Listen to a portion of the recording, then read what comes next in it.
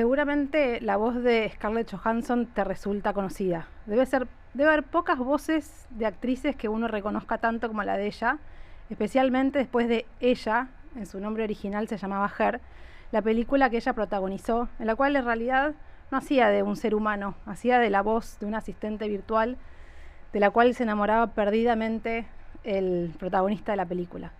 Y Scarlett Johansson y esa escena de esa película, Ella, la vimos, yo la vi varias veces de nuevo a propósito de lo que pasó hace unas semanas cuando ChatGPT sacó su nueva versión, y en esa nueva versión la voz, porque esta vez en este lanzamiento tenía voz, la voz era muy parecida a la de Scarlett Johansson, tan parecida que Scarlett Johansson hizo una denuncia de que se había usado su voz sin su autorización. Y si bien hubo muchísima discusión sobre la propiedad intelectual y la autorización que ella no dio del uso de su voz, hubo un tema que pasó un poquito desapercibido, pero también importante y quizás le llamó la atención. Era una mujer, la voz es la voz de una mujer, y si ustedes ahora se ponen a pensar, muchas de las voces de los asistentes virtuales y los nombres son de mujer. Y eso, hace unos años, hubo un caso muy interesante del Banco Bradesco de Brasil, que se dio cuenta que estaba recibiendo su asistente virtual, que tenía un nombre de mujer, vía muchísimos mensajes de acoso y de maltrato. Y ese caso lo llevó a juntarse con la UNESCO y que la UNESCO lo ayudara a hacer una campaña de concientización, pero también a ver cuáles eran los mensajes que vía le contestaba cuando recibía esos acosos y de qué manera respondía. Y ese tema nos lleva a cuáles son los sesgos que tienen los algoritmos y de qué manera o cuánto estamos yendo hacia un futuro mejor o cuánto estamos replicando los prejuicios y los sesgos que tenemos hoy en nuestra sociedad. Y de eso vamos a hablar en el episodio de hoy. Esto es Fantasmas en los algoritmos y hoy está con nosotros Eleonora Lam, que justamente trabaja en la UNESCO. Eleonora lidera el área de Ciencias Sociales y Humanas para América Latina y el Caribe. La UNESCO logró un hito muy importante que fue una recomendación, que creo que podríamos decir que es la primera recomendación global, porque la firmaron 193 países y además Eleonora está a cargo de la implementación de esa recomendación y colaborando con los países de América Latina. Bienvenida, Eleonora, a Fantasmas en los algoritmos. Si hicieras un chatbot, ¿qué nombre le pondrías?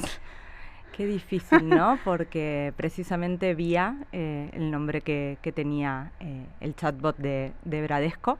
Era Bradesco Inteligencia Artificial, por eso vía, y es un nombre súper común en Brasil. Y tal cual, como vos lo decías, o sea, en su primer tiempo de implementación recibió casi 100.000 mensajes moral o sexualmente ofensivos, o sea, por ser precisamente el nombre de una mujer. Pero no solamente tienen voces de mujer, sino que la respuesta que dan las asistencias virtuales son todas respuestas serviciales. Y fíjate que independientemente de cómo una se dirija o cómo las personas se dirijan al asistente virtual, el asistente virtual responde servicialmente. Sin ir más lejos, al grito de Alexa se responde, Alexa responde y hace lo que una le dice que haga. Prende la luz, apaga no tiene ningún tipo de agencia el asistente virtual, y sea lo que sea que una le diga, igualmente responde servicial.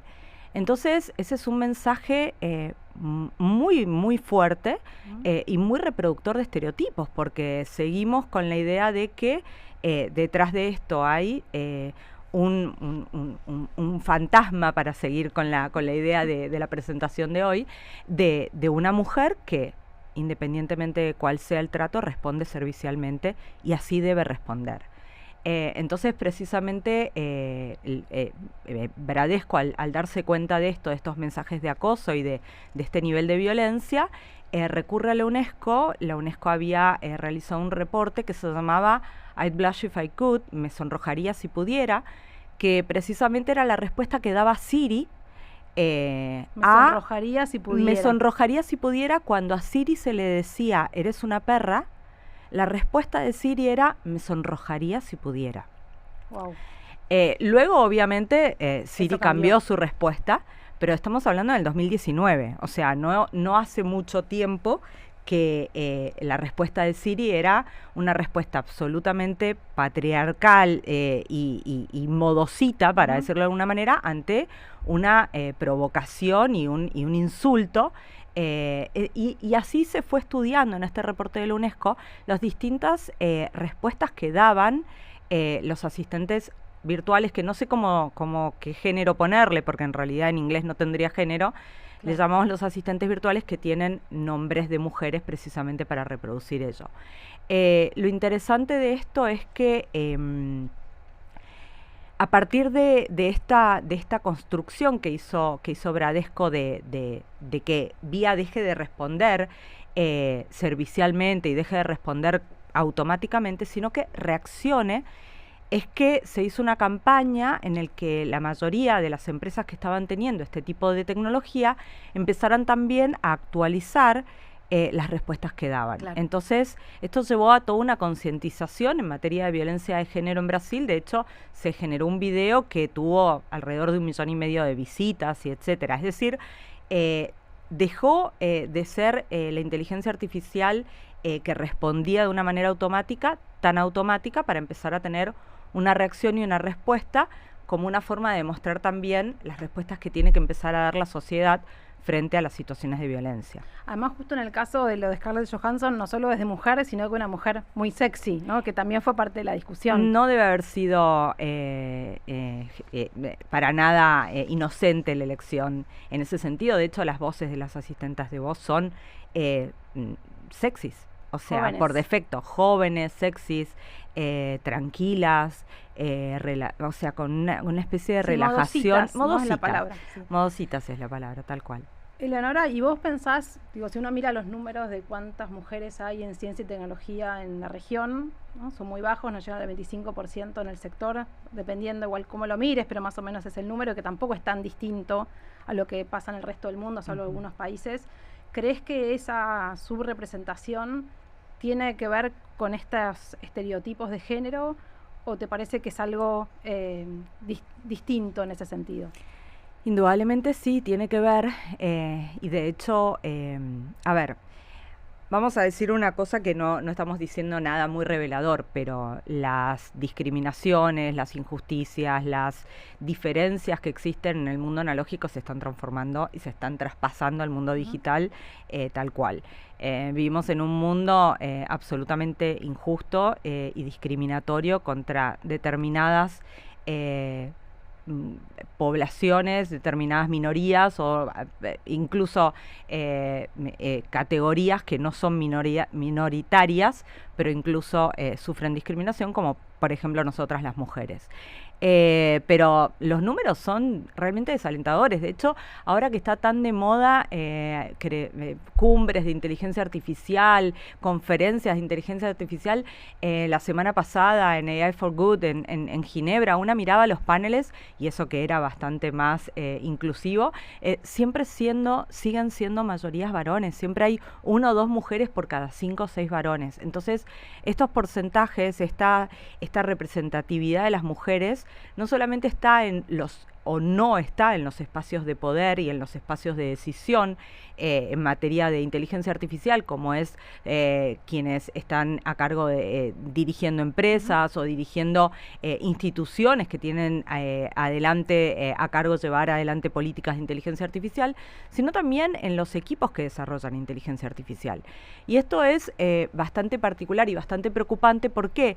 Porque en la medida en que no hay equipos diversos, estos equipos no logran reflejar la diversidad que tiene la sociedad. Porque no nos olvidemos que la inteligencia artificial puede ser una tecnología, es una tecnología, pero es una tecnología que está desarrollada por personas, y esas personas tienen sus sesgos. Entonces, es imposible creer que porque sea una tecnología, esta tecnología va a ser neutral. No lo es nunca, porque es desarrollada por una persona que tiene sus sesgos, y esos sesgos son trasladados. Entonces, cuanto menos diversos sean los equipos, más sesgada va a estar los resultados que salen de esa tecnología. Pero además, la falta de representatividad de la diversidad en la inteligencia artificial también se ve en lo que aprende la tecnología para brindar las soluciones, las respuestas, los resultados que da. La inteligencia artificial es una tecnología que aprende sobre la base de datos y resuelve sobre la base de datos. Si esos datos no son diversos, si esos datos no son lo suficientemente plurales, entonces las respuestas van a seguir siendo sesgadas. Entonces, es muy, pero muy, muy, muy imperioso empezar a cambiar esta realidad, porque pareciera que cuando la conducta discriminatoria viene de una persona es más fácil advertir que hay una discriminación, no ¿no? Que está habiendo una discriminación cuando estamos hablando con el chat. Exactamente, no nos imaginamos que cuando, o no solo con un chat, sino cuando un sistema de inteligencia artificial nos dice que esta debería ser la persona indicada para ser seleccionada, no nos imaginamos que atrás de ello pudo haber un sesgo o una discriminación en la elección, porque pareciera que porque viene de una tecnología es mucho más imparcial, ¿no? O neutra, cosa que no lo es. Por eso la importancia de la recomendación sobre la ética de la inteligencia artificial que mencionabas al principio, porque no solo es hasta el día de hoy el primer y único instrumento global que existe, que ya no solamente fue refrendado por 193 Estados miembros, sino ahora 194, porque Estados Unidos volvió a formar parte de la UNESCO el año pasado, entonces ahora también, y no es menor el 194, porque, a ver, dentro de los países que desarrollan inteligencia artificial, sabemos que está hiperconcentrado en 2 países, y uno de ellos es Estados Unidos. Entonces, esta recomendación es importante por muchas cosas, pero fundamentalmente en este tema es importante porque es el único instrumento que tiene un capítulo específico de género. Y en este capítulo específico de género tiene políticas de qué se tiene que hacer para eliminar estos estereotipos de género en la tecnología. Pero no se queda ahí, porque Gabriela Ramos, que es nuestra directora general adjunta para Ciencias Sociales y Humanas, que es la que estuvo atrás de la pelea para lograr que la recomendación incluya este capítulo de género, dijo: con la política no hacemos lo suficiente si no tenemos recursos. Entonces dijo, y además a estas políticas los estados le tienen que destinar recursos. Plata. Porque, exactamente, plata, porque es que si no nos pasa, como nos pasa con este tema muy seguido, que nos vamos en declamaciones y al final si no destinamos recursos... Exactamente. Eleonora, hay un tema que tiene la recomendación que también fue muy, creo, particular y único, así como el de género, que es el ambiental, el impacto ambiental. Porque uno se puede imaginar un montón de maneras en que la inteligencia artificial puede ayudarnos a combatir la crisis climática, pero también hay toda una discusión sobre cuánto insume, ¿no? Y sabemos que además exponencialmente va a seguir creciendo la capacidad computacional que requieren estos sistemas, y eso implica agua, eso implica electricidad. Exactamente. Las cifras que hoy se dan es que aproximadamente, según la Agencia Internacional de Energía, es el 4%, ¿no? Que llegaría al 4% de lo que se consume electricidad. Eso incluye las criptomonedas, que son una gran parte.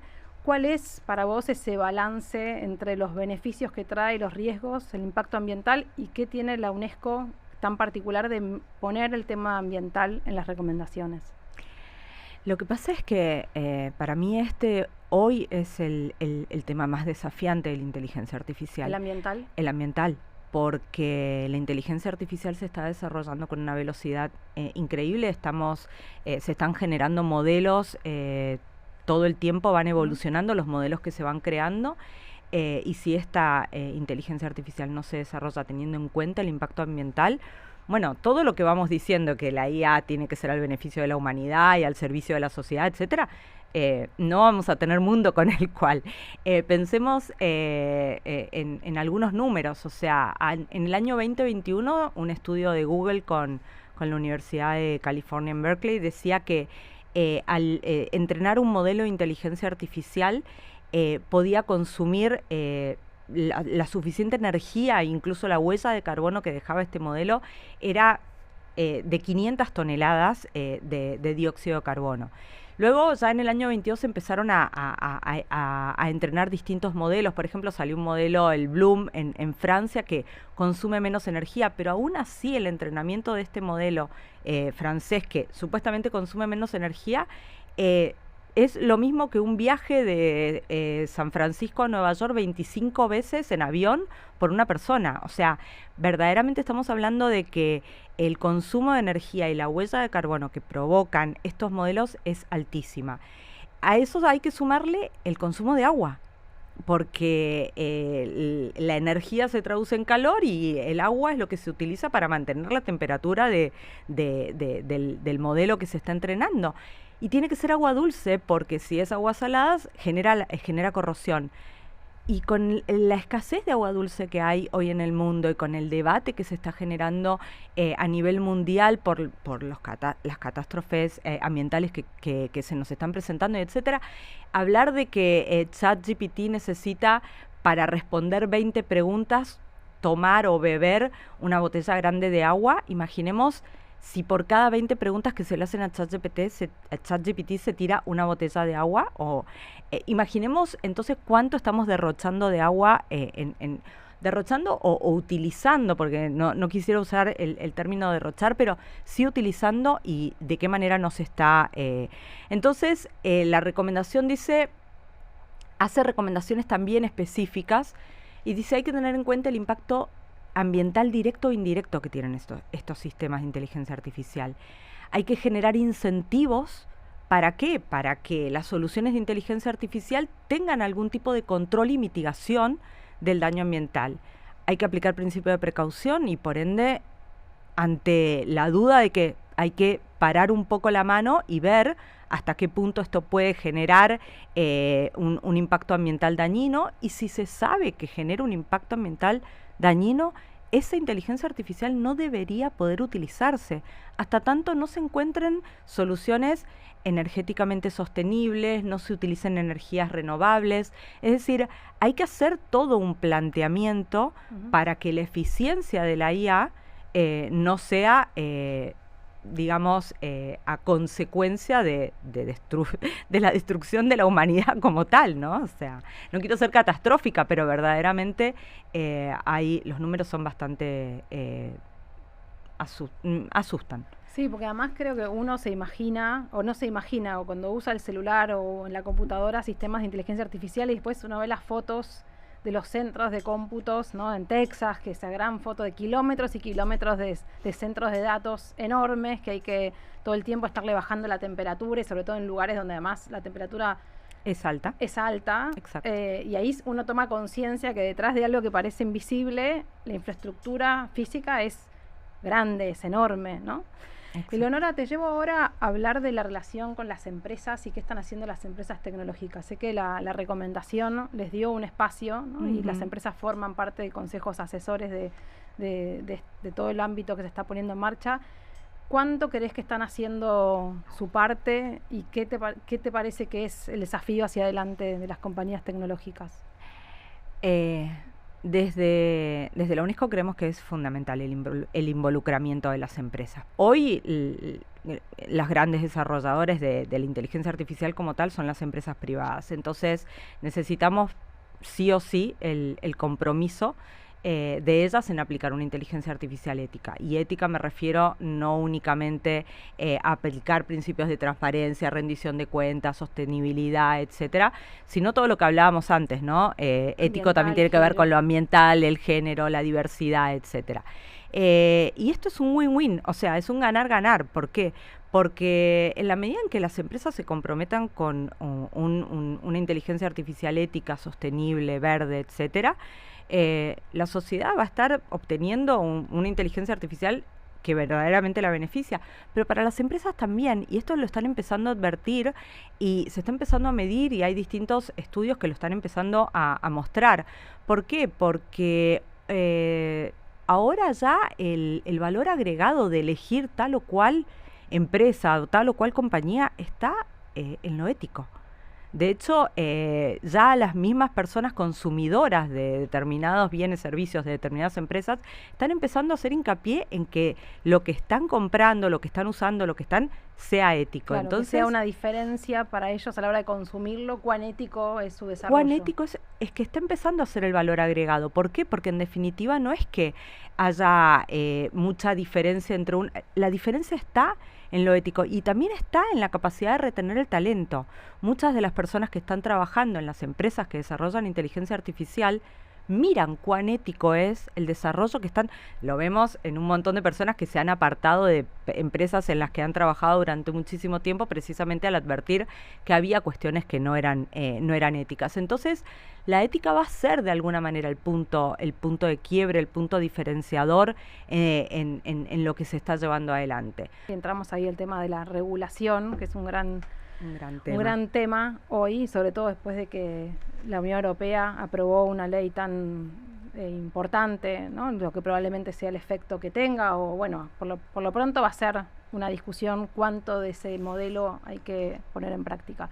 Mirando la experiencia de América Latina que seguís tan de cerca, ¿cómo ves las diferentes discusiones sobre cuál tiene que ser la manera de regularlo? Por ahora en la región no, salvo Perú, no hay otro país que tenga una regulación de inteligencia artificial. Vemos, por ejemplo, en Brasil y en Chile que las propuestas se acercan más al modelo de la Unión Europea, al modelo de la ley de la Unión Europea, que es el modelo que tiene distintas medidas de riesgo, que a su vez también prevén distintas autoridades de regulación específicas. Yo creo que hay una discusión que hoy ya no...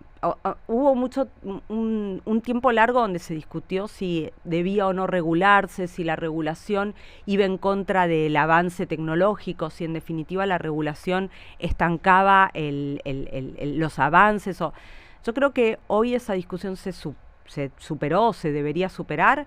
La discusión no es si hay que regular o no hay que regular, sino que es cómo regular. O sea, indefectiblemente la inteligencia artificial es como todo algo que tiene que estar fundado y atravesado por los derechos humanos, tiene que tener sistemas de responsabilidad, tiene que tener límites, tiene que establecerse cuándo, cómo, etcétera. O sea, no podemos, y de hecho tiene que haber un análisis de riesgo ex ante que una tecnología sea puesta en el mercado. O sea, no puede ser, ha pasado con cualquier cosa que hemos puesto en el mercado en algún momento. No hemos cuestionado que se analice si podía generar un daño antes de que se pudiera vender. Y sin embargo, con la inteligencia artificial hay tanto poder, para decirlo de alguna manera, detrás, que pareciera que pudiera evitarse que existe ese control, cuando es indefectible que por el alcance... Con aviones, con automóviles, por ejemplo. Hubo una autora muy buena que hacía la comparación con los autos. Decía, hubo un fuerte lobby, para decirlo de alguna manera, de las empresas automotrices para evitar algún tipo de limitaciones, y sin embargo no se puede. O sea, no, y lo mismo pasa con la inteligencia artificial. Hay que regular, y la regulación tiene que ser lo suficientemente flexible como para entender que es una tecnología que avanza a pasos agigantados, por ende lo que hoy decimos que es una solución puede no serlo mañana, y eso hay que entenderlo, porque creo que no nos ha pasado con ninguna tecnología. Yo, que soy bioeticista y he previsto y he intentado aportar mis conocimientos a regulación de distintas tecnologías, puedo decirte que no me ha pasado con ninguna de las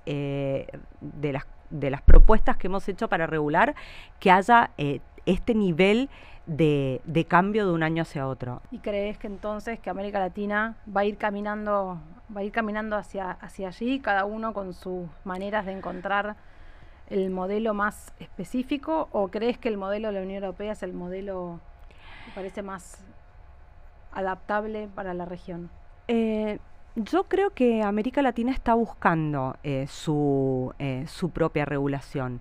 También creo que la realidad nuestra es una realidad muy distinta a la realidad europea. No estoy diciendo nada novedoso, pero sí que la Unión Europea pudo darse una regulación sobre la base de una institucionalidad que América Latina y el Caribe no la tienen. Entonces es prácticamente, es imposible tener un modelo como el de Europa acá.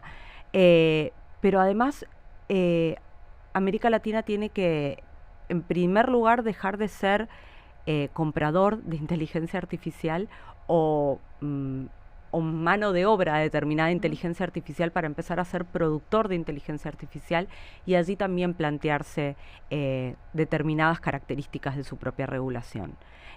Porque Europa está mirando desde un lugar y América Latina está mirando desde otro. Eleonora, para terminar te voy a llevar al principio. Empezamos con los sesgos. Si vos tuvieras que darnos una recomendación, pero no a nivel de los países, porque bueno, eso lleva su tiempo, pero nosotros todos los días cuando consumimos, vos decías, nos damos mucho menos cuenta de los sesgos que si nos pasa con una persona que vemos que está haciendo una discriminación. ¿Cómo crees que podemos alertar la mirada para estar más conscientes de eso y tenerlo más claro en nuestro día a día? Es una pregunta muy difícil porque yo creo que hay que hacer dos análisis. Para poder advertir que existe un sesgo, yo tengo que tener una preparación social o cultural para darme cuenta que ese sesgo está. Por ejemplo, un determinado modelo de inteligencia artificial me arroja como solución que determinadas profesiones las identifica con varones y determinadas profesiones las identifica con mujeres. Yo tengo que poder advertir que eso es discriminatorio. Y eso lo debo poder advertir independientemente de cuál haya sido la tecnología que se haya utilizado para arrojar ese resultado. Entonces, hay una primer filtro, una primera advertencia, una primera señal o signo de alarma que va mucho más allá de lo tecnológico, va en lo social, en lo cultural. Entonces, independientemente de que luego yo puedo indagar en la tecnología para ver cómo llegó a una determinada solución y si en esa solución hubo algún tipo de sesgo y etcétera, hay un análisis previo que tiene que ser social.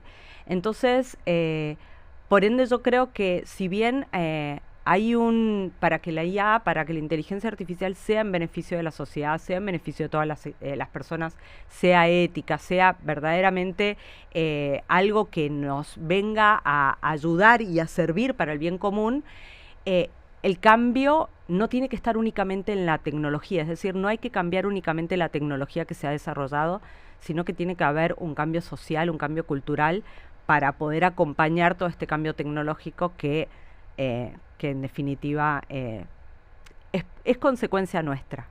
Gracias, Eleonora, por estar con nosotros. De nada, un placer.